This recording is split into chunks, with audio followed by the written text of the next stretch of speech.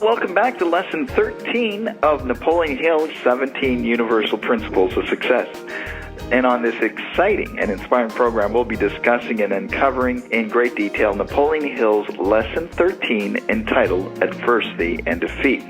We have a power trio who really know and understand firsthand through their own experiences what it takes to overcome adversity and defeat as described by Napoleon Hill. So before we enter this tremendous session together, on the behalf of the Napoleon Hill Foundation, it's our great pleasure and honor of introducing our dynamic panel of guests, and they are Captain Charlie Plumb, Frank O'Day, and Roger Crawford.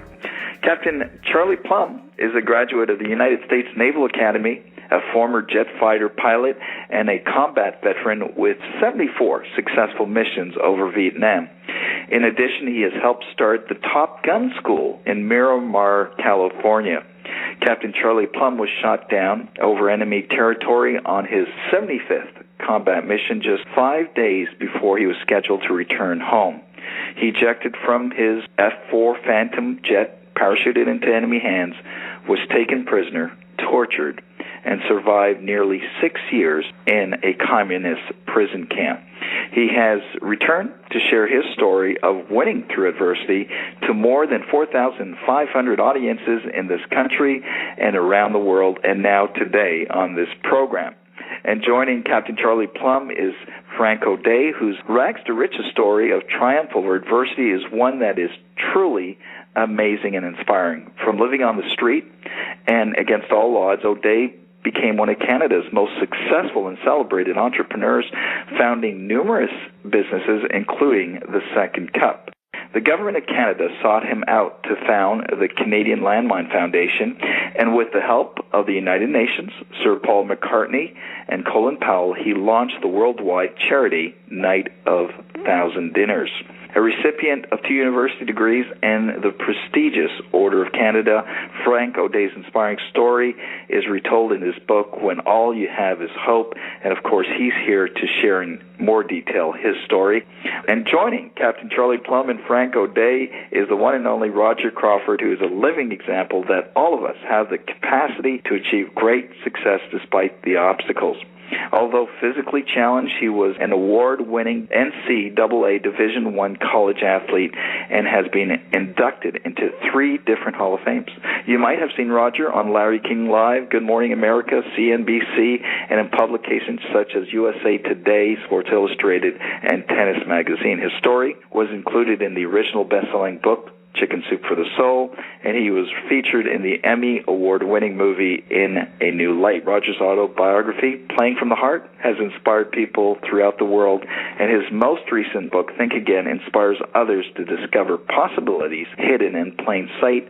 But just as Captain Charlie Plumb, Frank O'Day, Roger Crawford is here as well to share and discuss the secrets to overcoming adversity. So with that said, gentlemen, welcome to the program of Overcoming Adversity and Defeat. Thank you, Phil. Good to be with you. Fantastic. Well, where do we start and who do we start with? I mean, what a great panel we have. Maybe, Charlie, we can start with your story. Your adversity came in very dramatic form when you were flying your 75th mission, I think a few days away from going back home. Could you take us to that point in time and how that became a defining point in your life? Well, it certainly was dramatic. It's something I certainly didn't expect. I flew that F-4 Phantom fighter jet at over twice the speed of sound at one time.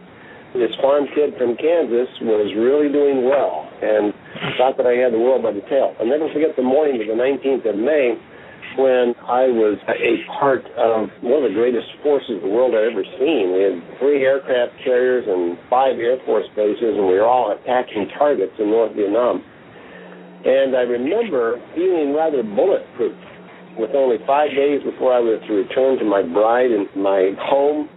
You know, I felt like I was just really on top of the world. Hit by a surface-to-air missile, my co-pilot and I came tumbling out of the sky. We ejected from that burning airplane, and the parachute opened, and I started a saga that would last for nearly 6 years. So that's how it all began. Wow.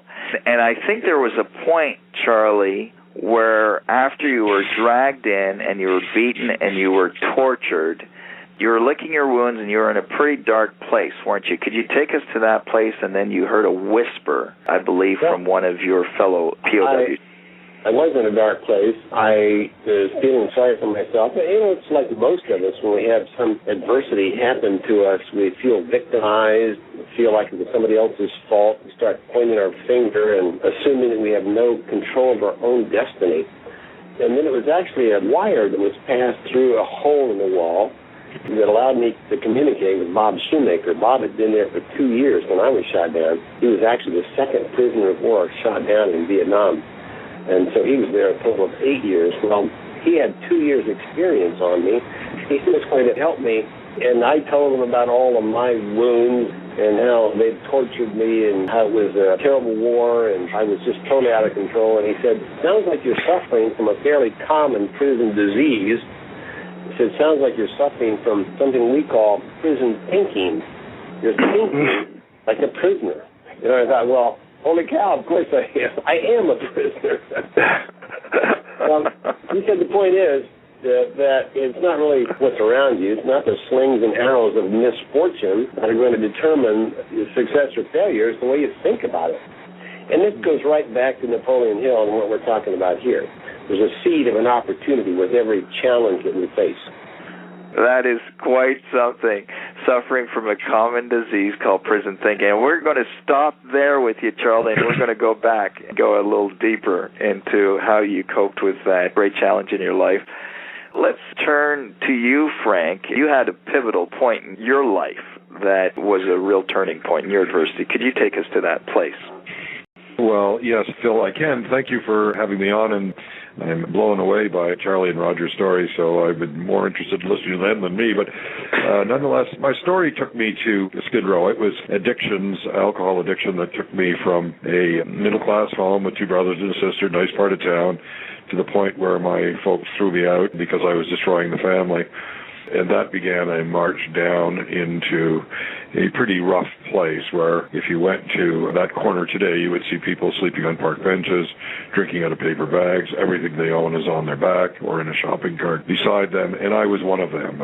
A day in my life was made up of panhandling for nickels and dimes and getting enough for a bottle of wine. 2 other guys would share the panhandling duties with me, and we would then find ourselves in an alleyway beside the flop house in which we were living, and I can remember the conversation as if it were yesterday. It went something like this, tomorrow I'll quit drinking, tomorrow I'll get a job, tomorrow I'll call my family, tomorrow, but tomorrow never came, and the day would go on, and by the end of the day we had to make the most important decision of the day, and that was, would we get 50 cents each so we could sleep indoors, or would we sleep on a park bench? And you got to understand, we were in pretty bad shape at that point, and so that decision was a difficult one, and 50 cents each took us inside, and the rule in the flop house was if you tied your shoelaces around your ankle, otherwise the first guy up got the best pair of shoes.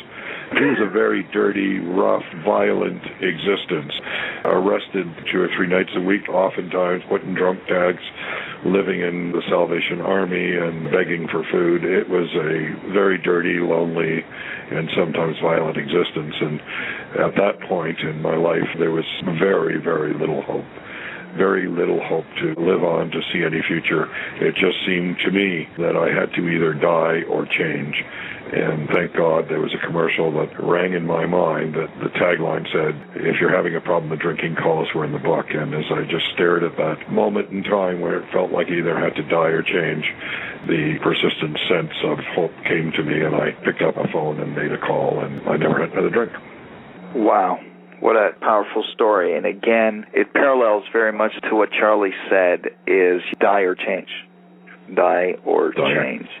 And so we're all at the same point. And we'll go back and pick up where the story continues. And Roger, you are certainly no stranger to adversity, and your adversity is certainly visible to the eye. Could you take us to your experience with that?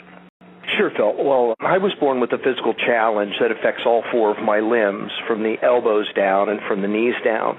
This came as a complete surprise to my parents, who are both born able-bodied. And when I was born, doctors said to my parents that I would unlikely live independently and that I would be unable to walk. So that was the prognosis for me early on. But I had amazing parents who taught me that the most important resource that I had in my life was my ability to choose my attitude.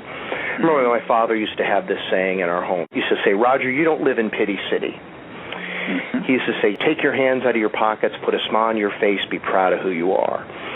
What he was communicating to me was that, A, I wasn't able to control my hands or my legs, but I could control my mindset, very similar to what Frank and Charlie have both talked about, that there was adversity that they had in their lives, but they chose an attitude that allowed them to transcend that adversity.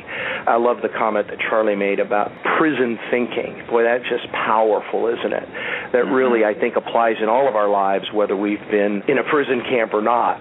We can all be victims of prison thinking, if you will. And then you look at Frank's story and the circumstances that he's had to overcome. It's really remarkable, and I think does speak to these principles that Napoleon Hill outlined. You know, Phil, what really struck me as I was rereading the book in preparation for this interview is I thought, look at how the world has changed since 1937. Really amazing, right? If we look back at 1937, absolutely. In fact, I looked on the internet and it said a gallon of gas was 10 cents. Boy, those were the good old days, weren't they? And you look at, this book was published in 1937, and the principles are as relevant today as they were back then. So I think it goes back to the old saying is that as much as things change, they also remain the same. And I think that's one of the reasons that we're still talking about Napoleon Hill today, because these principles are so incredibly powerful, and if people apply them to their lives, they can have that same sort of success today in 2012 as they did in 1937. Pretty remarkable. Fabulous, fabulous. Well, let's delve into the brighter side. We all looked at the points of adversity that each one of you were facing, and oftentimes we hear that adversity will make or break an individual. What was it in your attitudes or the choices that you made that empowered you to overcome the great challenges that you were facing? I look at adversity as kind of a puzzle that you're trying to solve, and I think that I like puzzles. I like crossword puzzles, and I like the Chinese finger puzzle and any kind of puzzle. I don't know if that's my childhood or my engineering background or whatever, but I look at challenges in life as if it's something to solve. And in my experience, I think one of the things which really helped me out was seeing this as a challenge. And I thought back to Napoleon Hill, because I'd read the book, as you said before, Phil, as part of junior achievement when I was in high school. And the thing that stood out with me is that he says that within every adversity, there's a seed. And I think that's the operative word, the seed. It doesn't mean that every time you have a challenge in your life, you're going to get a benefit from the challenge. But there's the seed, and the seed is the puzzle. How do you nurture that seed? And I think that's exactly what the three of us are talking about. The little adage, it's not what happens to you, it's just how you respond to it. And if you can think of things as a puzzle and work out that puzzle and really believe that, hey, if I can figure this out, then great things will happen to me. A Bible verse was also very important to me. In Romans 8:28, it says that all things work together for good for those who love the Lord. And I'm thinking, boy, that makes it pretty simple. All I have to do is love the Lord and everything will work out. But it's the same kind of thing. It's not that it's automatic. It's that it's the seed, so you have to put some work into it. And I think that's true. I know, Roger, that's true in your life as well. Don't you think, Roger? Absolutely, Charlie. I was just thinking about what you were saying there, and I thought that that's just so true, that there's always that seed of benefit in every adversity. And like Napoleon Hill said, you may not see that benefit immediately. That benefit may take time, and that benefit may be the wisdom that you gained from going through that experience. It may fuel your perseverance. It may increase your self-discipline. Phil, something that people have asked me is, Roger, if you could change your hands or your legs, would you do it? And people are often surprised when I say, no, I wouldn't. I would not give up the experience that I've had living my life with a physical challenge. Have I shed tears? Absolutely. Have there been times that I felt discouraged, that I felt unattractive, that I felt rejected? Without a doubt. But it pales in comparison to the great blessings that I've gained from this experience. And I don't think that my life is different from other people's lives. I think what Napoleon Hill has laid out in his book, I think it is just the fundamental truths of effective living. Everybody is going to face adversity. If I was standing next to Charlie or Frank, people would look at me and say, wow, this guy has really faced, he's got 3 fingers, he's got 1 leg, half a foot. Look at the adversity that he's faced. But Frank has faced just as difficult circumstances, and so has Charlie. But you can't see him. And I think the importance in bringing that up is everybody faces adversity. Some you can see and some you can't.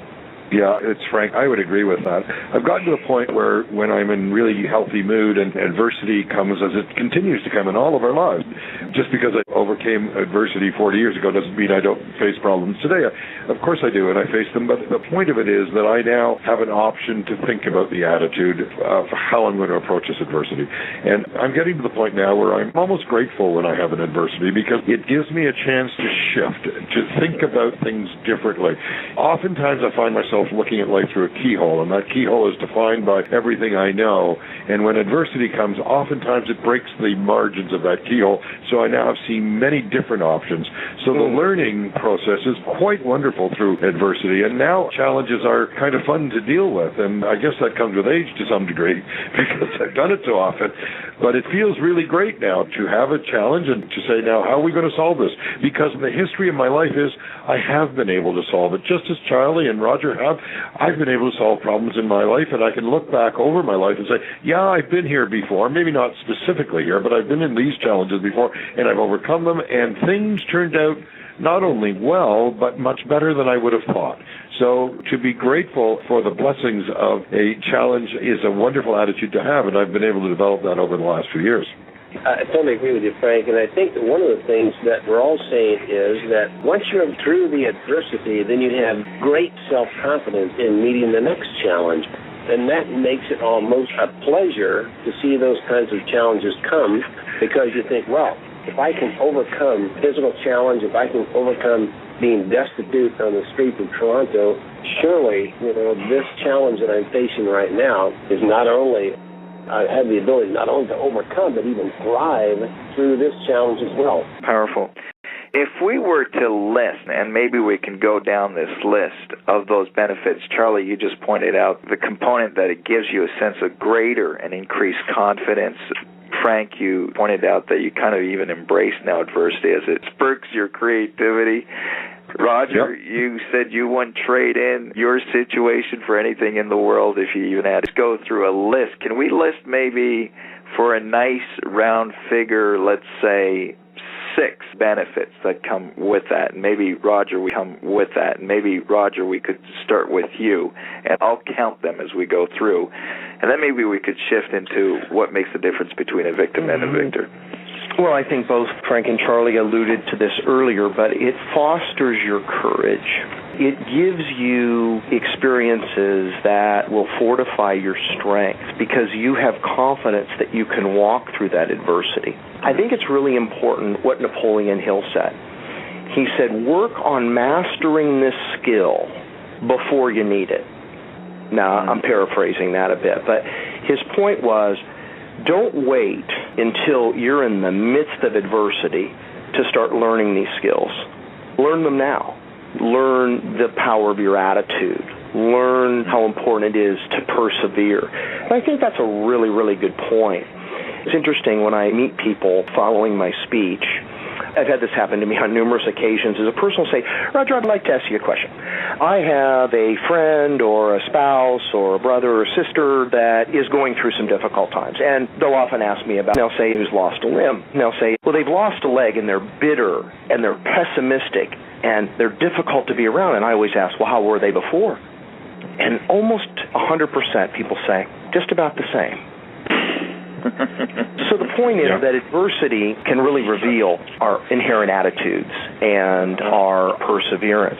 But what Napoleon Hill teaches us is that we can change that. That is volitional. That's within our control. So I guess my point is, if we're going to make a list, it fosters courage and gives us confidence that we do have control over our emotions. And it defines us, too. I think of John Wooden, who said adversity is the state in which man becomes most easily acquainted with himself. It really shows who we are.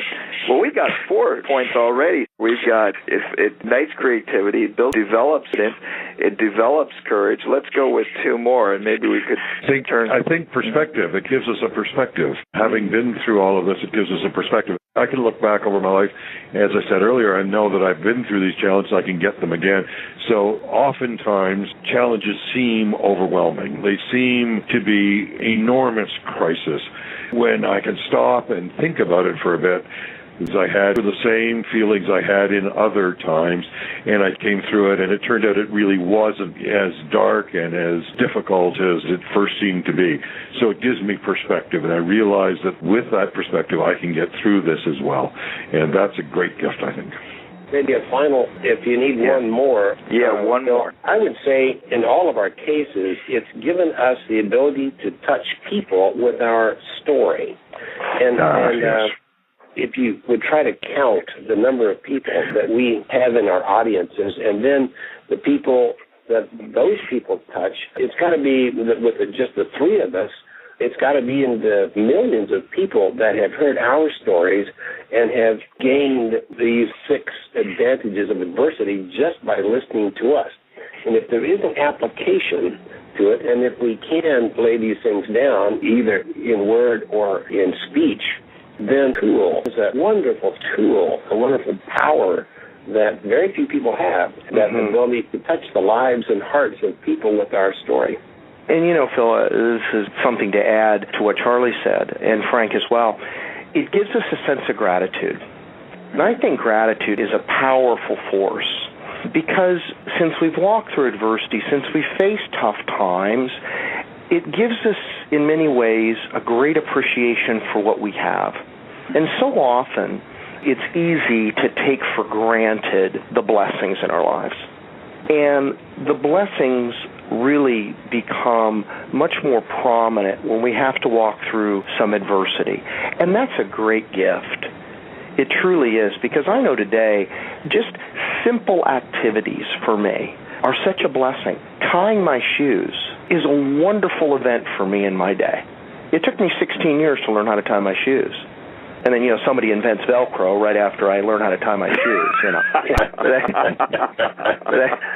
And so many people take for granted the ability to tie their shoes, and it's just wonderful every day to be able to accomplish that. And that's just a small example out of my life, but I think for all of us, we could cite examples of that in our life where, wow, these blessings are so wonderful, and we have this appreciation for them because of what we've been through. We've counted out 7 here, and just to recap again: courage, confidence, creativity, perspective, empathy, the ability to identify with other people and have them identify with you, and gratitude. And there's so many more that we can go into. What separates a victim from a victor? Frank, do you want to go into that?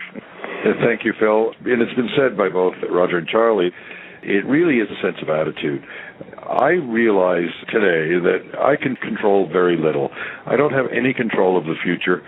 I can only control my attitude and how I think about myself and the situation I'm in. And if I'm deciding that I'm full of self-pity or resentment's a big killer, and some of those other negative emotions that just fill up the brain and the soul and the emotion, then I become a victim, and I can blame others, and I can always find some other to suggest that was the cause of my misfortune, or I can choose to think about how I might get out of this and how I might approach life as a different attitude, that this is a challenge that can be overcome, as we've discussed before.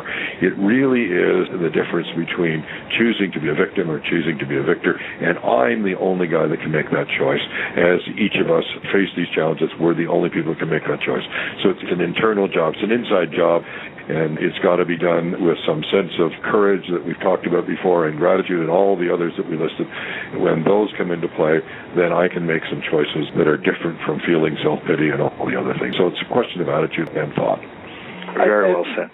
I also think that, what Frank said about blaming other people, I think it's a failure to take responsibility for your mindset, for your outlook, because ultimately you're the person that controls both the quality and content of your thoughts. And I've had people say this to me, well, Hasn't striving to become like getting involved in tennis when you lost match after match, wasn't that difficult? And I would say sure it was difficult, but difficult can either in many forms. You can either face the difficulty of being motivated and take responsibility for your attitude, or you can face the regret of victimhood. Because oftentimes, people go through their life and they choose to be a victim, and then they look back and they avoided maybe the discipline or the motivation, but they have this regret, which frankly, in many ways, is much more painful than discipline or motivation or taking responsibility for your attitude. So choice, personal responsibility. You were, and Charlie, while you were a POW, you saw both sides. You saw those that chose to take both sides of those decisions, if I'm not mistaken. If I recall a conversation we had, you said the people that survived were the ones that chose that choice of personal empowerment, and those that didn't chose the other path. Is that a correct assessment?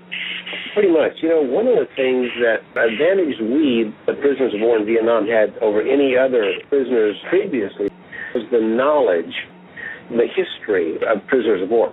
In Korea, about a third of the prisoners died, not because they were killed or diseased or anything else, they just gave up.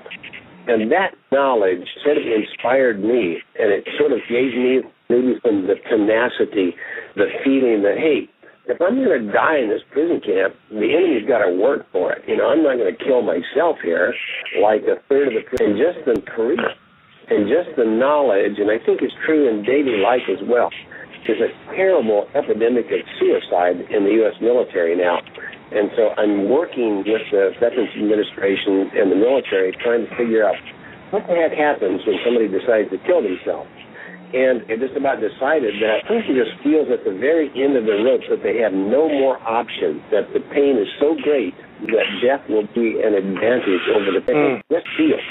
And I think just the knowledge that, hey, I do have this choice, and both Frank and Roger have already said this, but that's the great aha factor is that, no, this isn't what's around me, it's my response to what's around me. It's a mind game.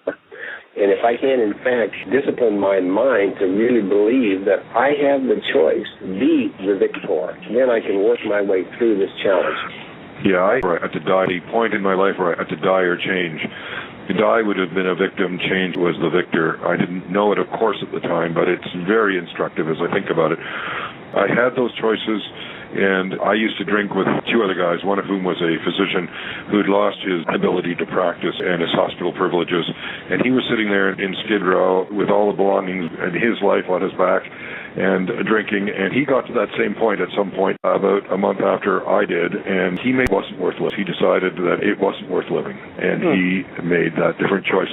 So we all have those choices. I don't know, and I can't live in his shoes, of course, but I did know him well. And he was a smart guy. He could have easily involved himself in life again if he hadn't. But instead he chose, I did, but instead he chose differently. And I guess, as Charlie said, I guess the pain of change was greater than the pain of dying, and he leapt off a bridge. So we all have those choices.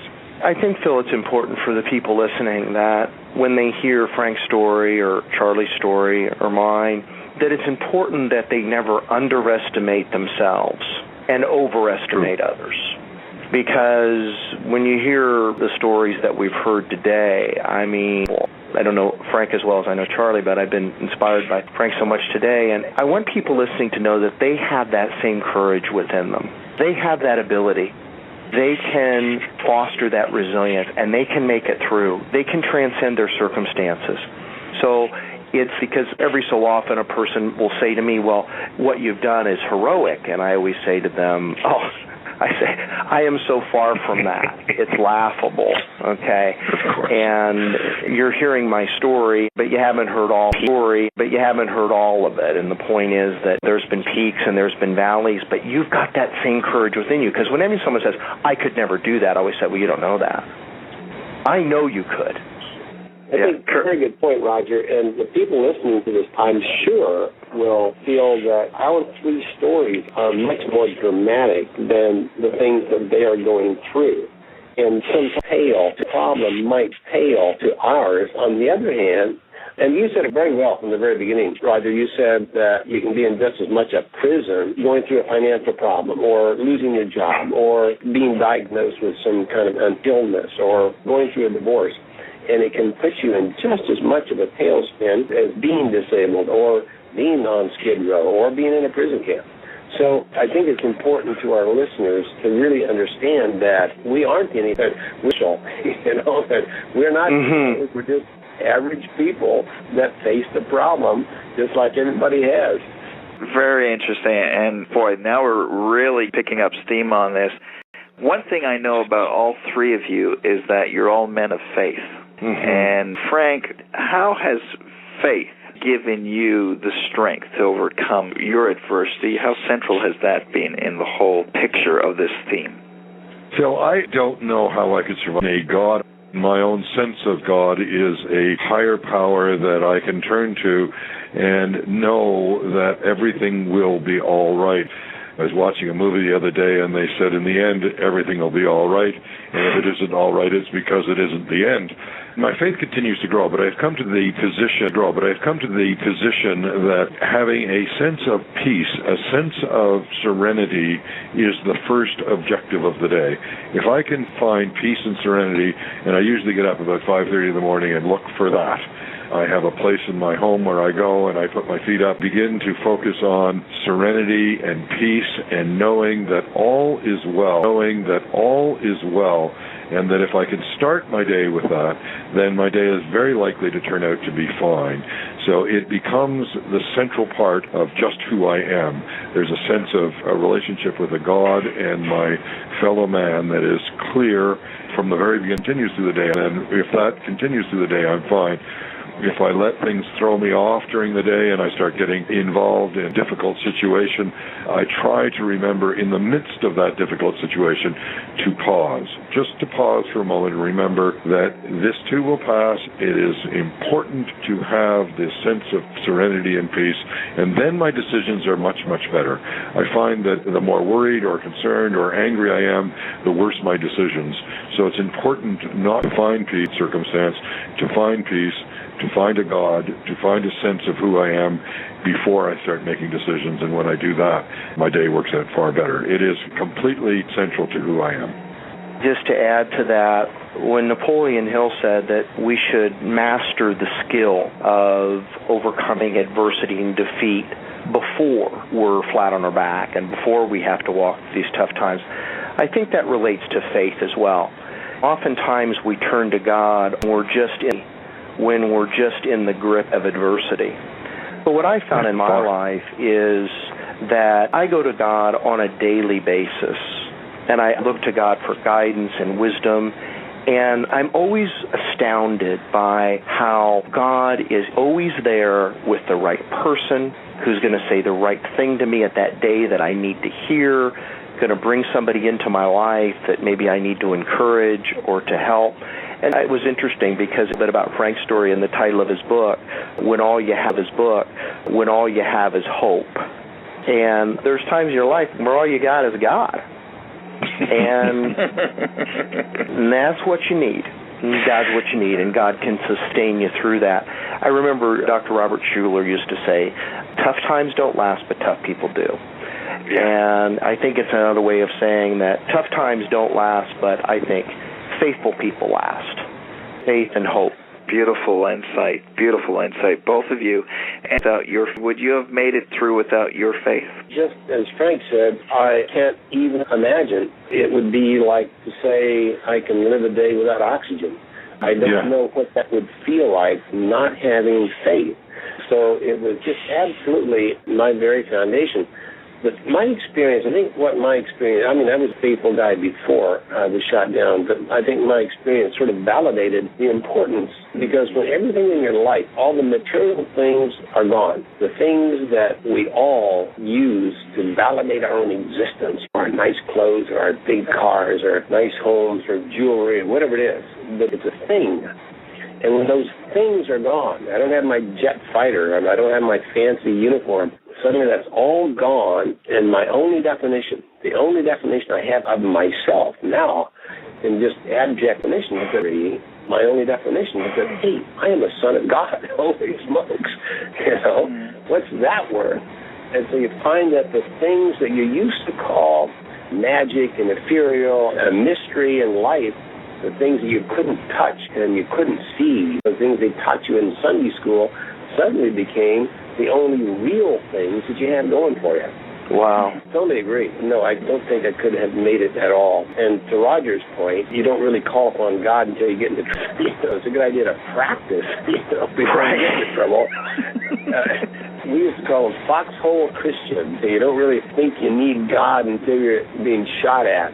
Right. And as a group in the prison camps, we knew that we were, in fact, in some small way, being foxhole Christians, because when everything else is gone, man, that's who you turn to. But I love Roger's idea that, hey, practice this stuff a little bit before you get into the situation. Right. Frank, take the God equation. Would there be a story of hope? Yeah, would you be around absolutely to tell not. the story? If there had been no God, I would have been the doctor. I think that God is love, God is hope, God is a power of a future, God is a sense that life is worth living and life continues to evolve and life continues to be a wonderful experience. And as Roger said, practice. I do that every morning at 5:30, and whether I'm in a foxhole or not, it feels the same, and I've got to go and do that before I even start the day. So it becomes absolutely central to who I am, as I said before. If I didn't have God, I think I guess I would have made the different choice. Well, this has been quite an interview, and it has sped by at the speed of light.